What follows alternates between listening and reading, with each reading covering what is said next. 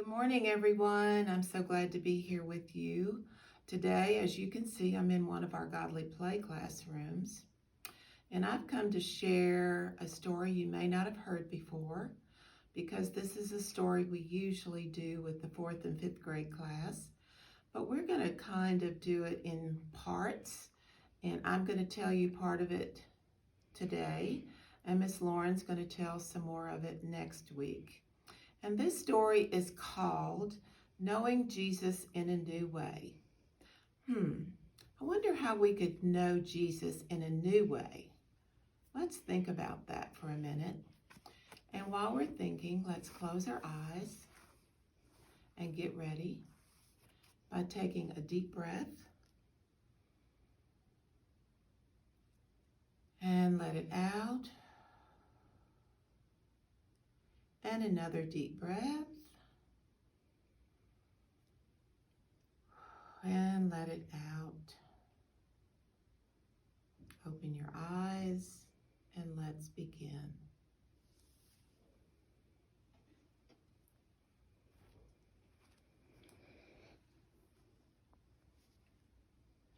The color is white, the color of pure celebration.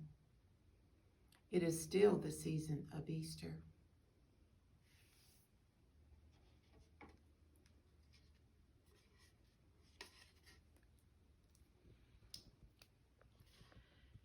It was the women who came to the tomb that day. It was 3 Marys. There was Mary Magdalene, who was a good friend of Jesus. And there was Mary, the mother of James, and Mary, the mother of Jesus. And they came bringing spices so they could finish the burial of Jesus. And as they approached, they were wondering how on earth they were going to move that heavy stone away from the tomb. But when they got there, the stone had already been moved. And when they looked inside, Jesus' body was gone. Nothing was there except for the white cloth that he had been wrapped in.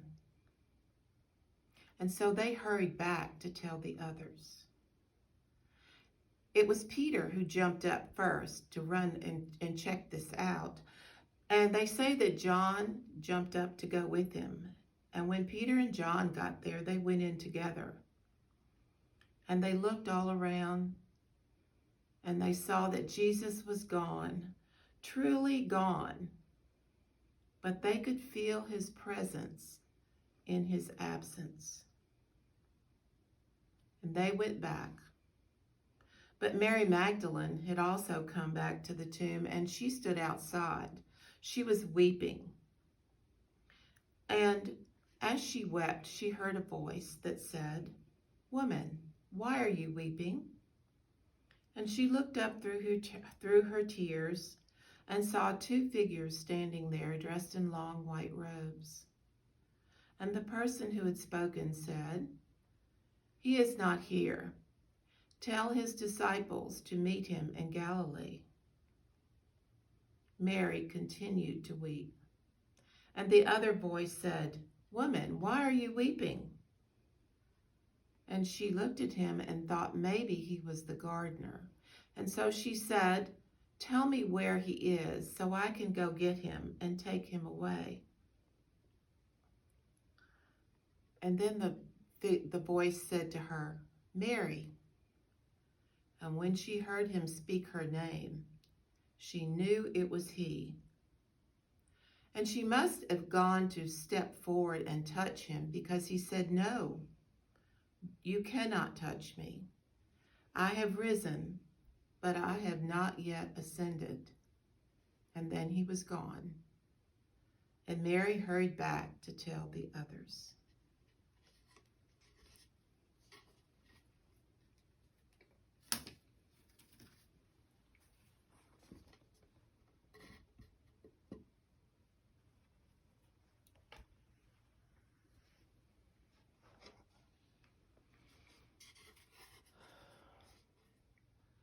Later that day,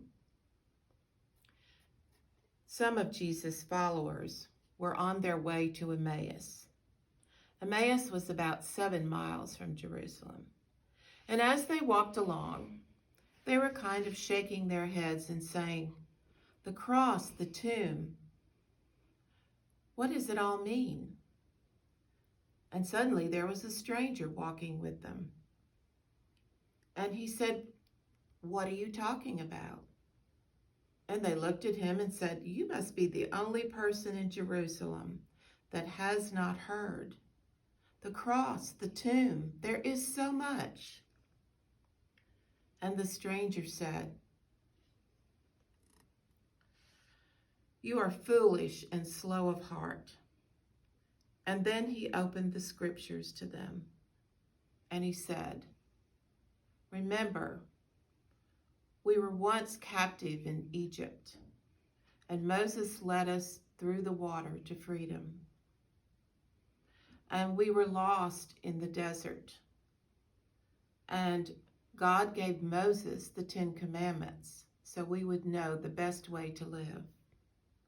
And then we were in exile, and the prophets said there would be a child that would come to lead us, and someone would come that would die for us so that we could truly be alive." By this time, they had arrived in Emmaus. Time had gone by so quickly as they spoke to this stranger, and they were about to go into an inn and share a meal, and they invited him to go with them. And as they sat down, the stranger picked up the bread and broke it and blessed it and offered it to them. And they knew who he was. It was he who was known to them in the breaking of the bread.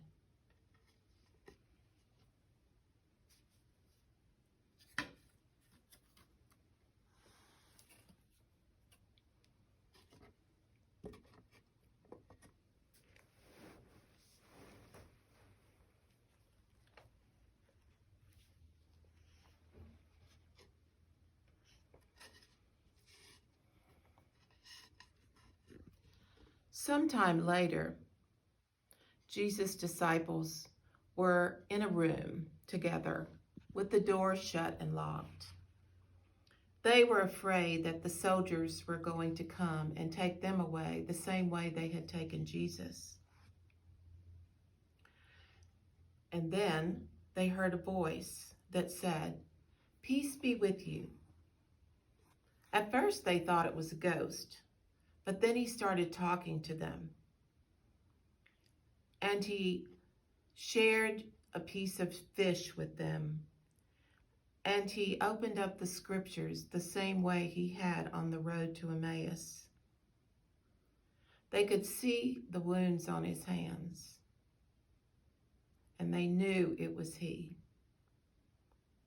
And so later, when Thomas came, now Thomas had not been there, when Thomas came, they told him about it. And Thomas said, "I do not believe." He had doubt in his heart. And why would people not doubt? They were stretching to believe and to understand and know Jesus in this new way. Another time, about 8 days later, they were all together again in this room with the door locked. This time Thomas was with them. And a voice said, "Peace be with you." And they looked up and saw that it was Jesus. And he walked right towards Thomas and held out his hands and said, "Touch me." And Thomas knelt down before him and said, "My Lord, my God." And Jesus said, "You believe because you can see?" And then he looked around the room at everyone and said, "Blessed are those who cannot see, and yet they believe." And so Jesus was known in doubt.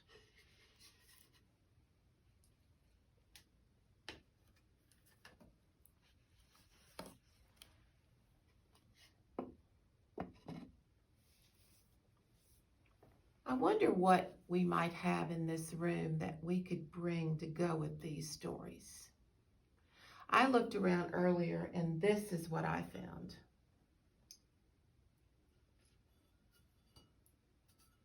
I found our tomb that we could put up here.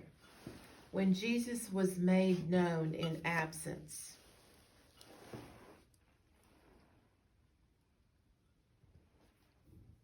There's the stone that was in front of the door.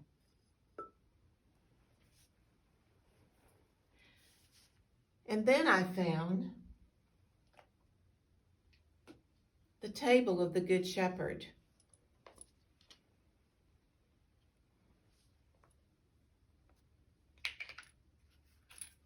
And our bread. When Jesus was made known in the sharing of the bread.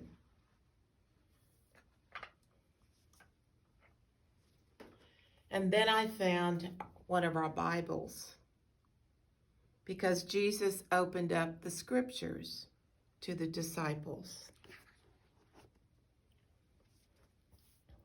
I wonder what other things you can remember that might be in the classroom that would go with these stories. I bet you can think of some others that I didn't find.